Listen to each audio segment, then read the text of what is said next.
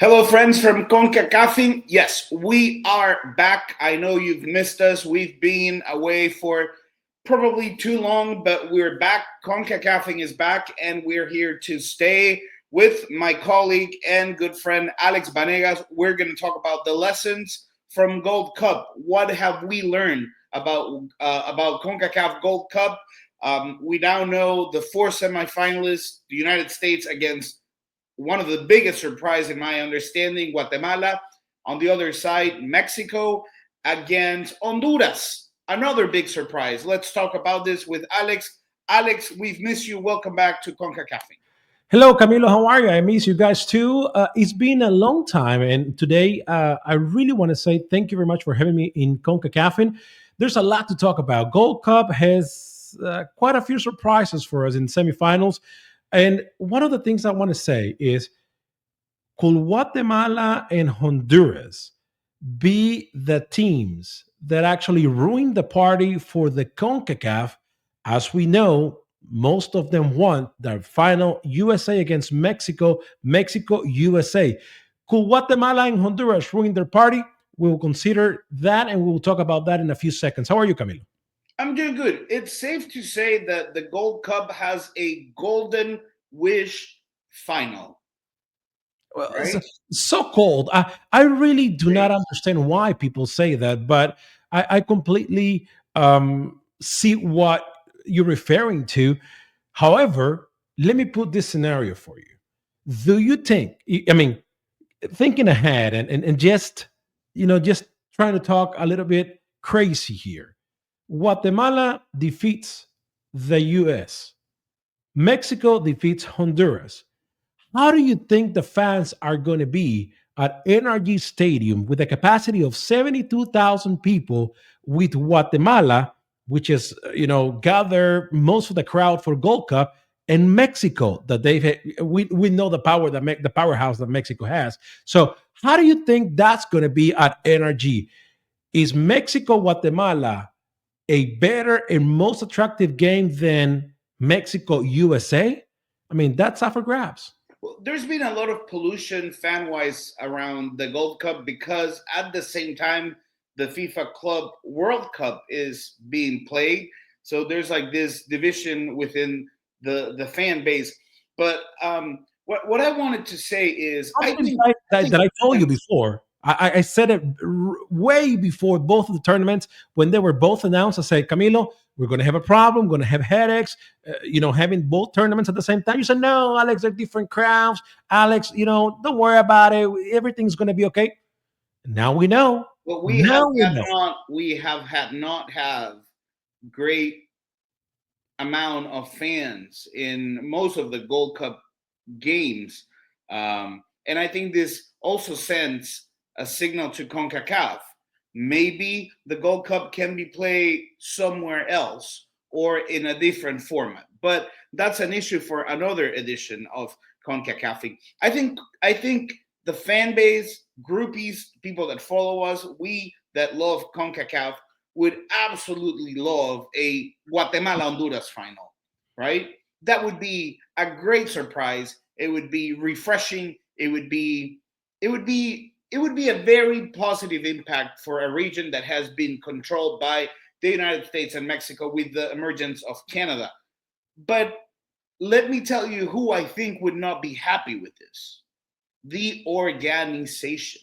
CONCACAF would not appreciate Guatemala Honduras in the final because, like I said, the organizers have in mind this golden final for the Gold Cup, which is always Mexico, United States, for everything that represents. But the United States have not been able to gather crowds at the stadiums. I mean, you have what, 5, 10,000, 20,000 Yeah, fans there's a in the final US. against Mexico, so that's always Yeah, gonna. but the final won't change that. It won't change that.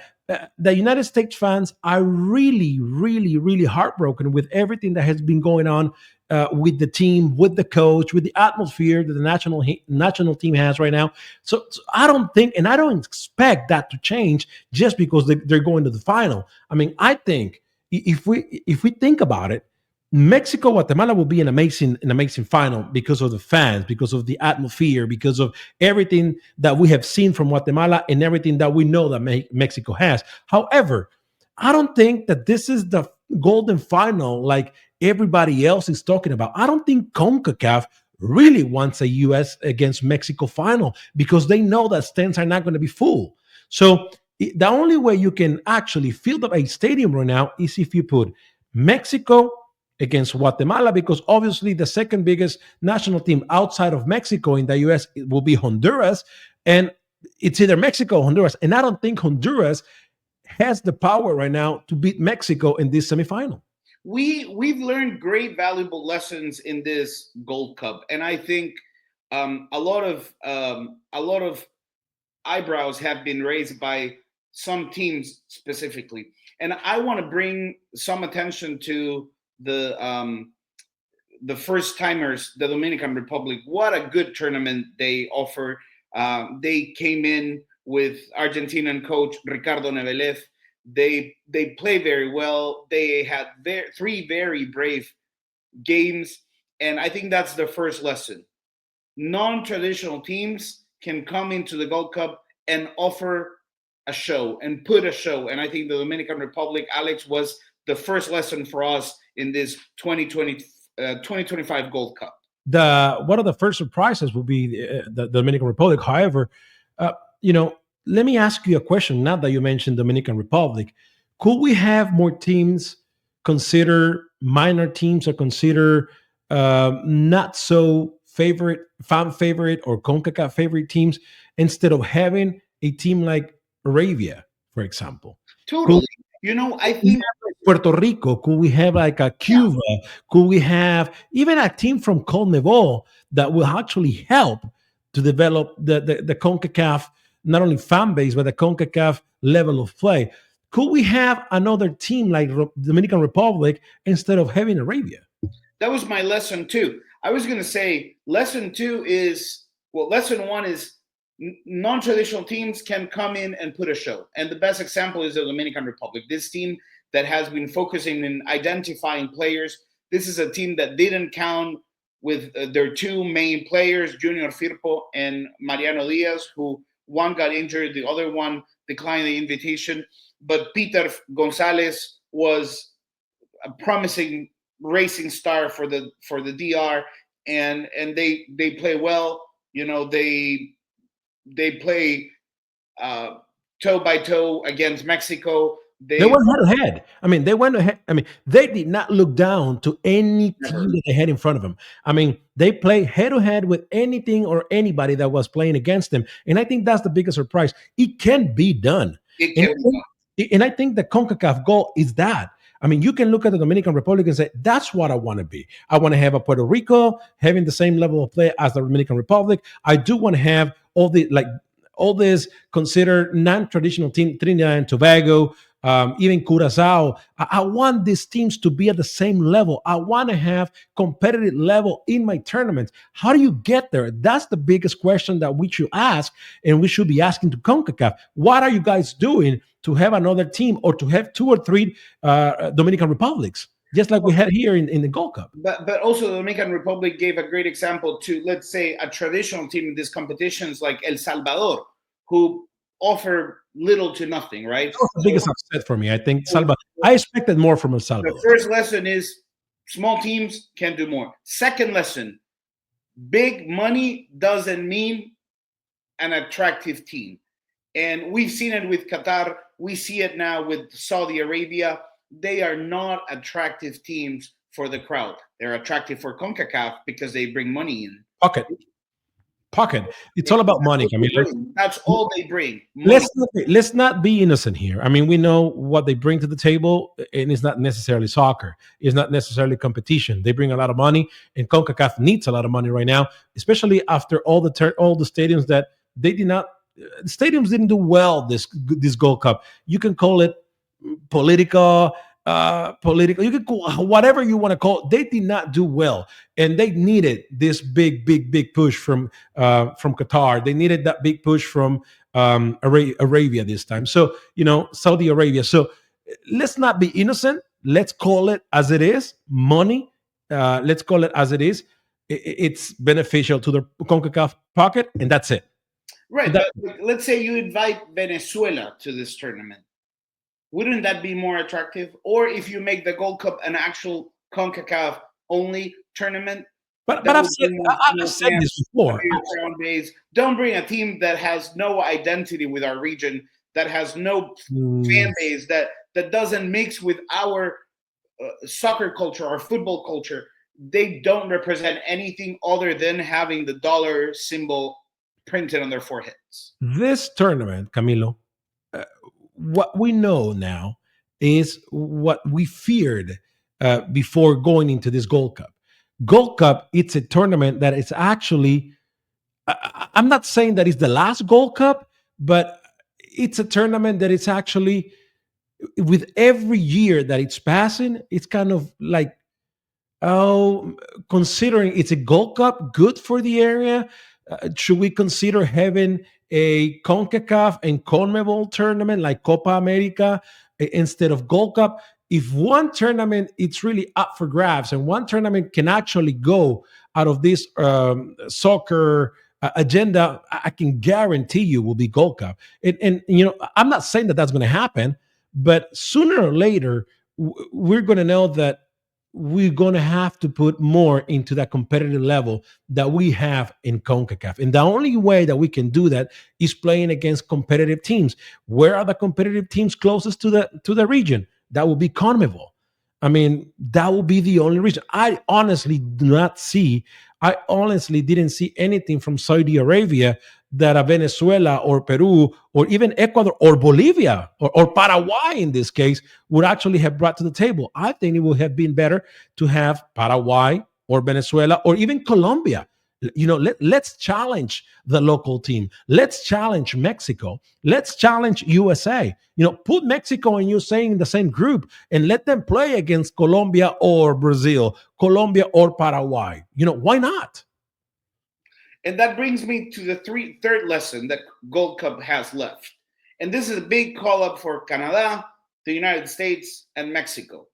If you don't take this tournament serious, if you don't take this tournament with respect, what happened to Canada can happen to you. What almost happened to the United States can happen to you. If you don't pay respect to this tournament, if you don't play with everything that you have available to play, you can leave earlier than what you're expected. Because let's talk about this, Alex. Canada was expected to go all the way to the final by many, including me. Yeah, it was one of the fan favorites because of everything, because of the power and the influence that they have in the region, because they've been playing really good, because they're a very competitive team, and it's one of the most, I would say, one of the most competitive teams in the area. However, you know, it's I didn't like how Canada played the whole tournament. They did well. They did really, really, really well against Guatemala, but that was about it. If you ask me about it, I don't remember a They played well against Honduras. well, That was it. because you had a really weak Honduras. You had a really bad Honduras national team playing against Canada. I don't think Honduras. It's We can calibrate what Canada is doing by analyzing what they did against Honduras, because it's not true. I mean, yeah, they beat Honduras 6-0, but what happened at the end of the road? They didn't even go to semifinals. So, what can we get out of this? That's the biggest The question that we should. United States was very close from being kicked out early too by Costa Rica. They went all the way to the PKs.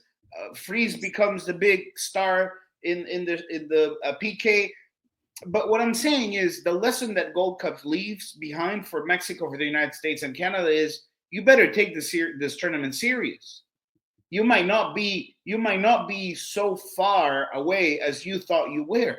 But they can only take it so serious, Camilo. I mean, Gold Cup is not a tournament that international players are like they have to come to this tournament. It's, I mean, they don't have to do it. So how can US, Canada, or Mexico take this tournament serious if they don't have, somebody to say, don't worry about it, we got you. We're going to have to, the international players are going to have to come to this tournament. They're not obligated to come to this tournament. They don't even have to come to this Well, tournament listen, because, for CONCACAF, make Gold Cup a fecha FIFA. well, yeah, we can do that. I mean, I think that's the biggest Making thing. up We can tournaments. make. Stop inventing more games. Stop inventing new stuff. Make what you have. Make it stronger.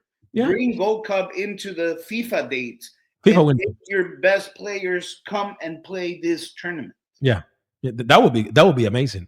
That would be amazing. But I don't think it's going to change if we continue to play with the region. With the teams again. With our own region. I think that could change if we do a tournament with CONMEBOL. I think that will make sense. And then our final lesson as we wrap up this CONCACAFing is back, Alex. The final lesson was brought to us by Steve McLaren, Jamaica's coach. He said, we have better players, but they have a better team. And this is a two-way street. Jamaica has been working strong. Suriname has been working strong. Curacao has been working strong in recruiting players from different parts of Europe. But Yeah, then Steve McLaren says they are a better team. but So we have better players, they have a better team. but that's a wake up call for people like you. That's a wake up call for people like you, from somebody that it's playing the game, from somebody that it's actually coaching the game. I mean, I have always told you, because you are the one that says that one player can make a difference, that one player could make a whole team be champ of a tournament.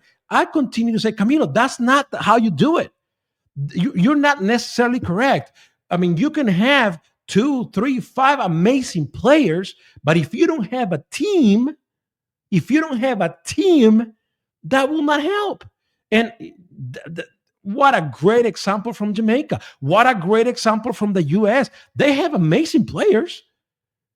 Curacao, for instance, Suriname, all these teams, it doesn't matter whether you have players or whether you have players in Europe or not. It doesn't matter. You got to have a team. You got to have a team. So this is a perfect wake up call for people like you that, always, this team is going to beat the Honduras team or the Guatemala team just because they could be dangerous. They play in Europe. They play in England. Look at where they play. No, sir. No, sir. You're completely wrong. And Jamaica was the perfect example for that. Well, thank you, Alex. We're wrapping up. This was CONCACAFing. Please subscribe to our channel. Please share our channel with your friends. Please recommend us with your CONCACAF groupies. Have them come to our channel. And please leave us a message. Recommend what topic you would like for us to talk. And we will be back after the Gold Cup semifinals. Alex, thank you so much. Thank you, Camilo. And we're going to go over the 5 lessons that the Gold Cup has left us. Number 1, small teams like the Dominican Republic can actually put on a show. They can actually compete. They can actually do it well. Second lesson learned. Money doesn't mean quality. Teams like Qatar, like Saudi Arabia, add very little to this tournament. Lesson 3, United States, Mexico, and Canada need to understand that they have to take this tournament serious or they might be kicked out soon. Lesson number 4, you can have better players. You can have better players, but you also need a team. Thank you for watching us, and remember, keep CONCACAFing.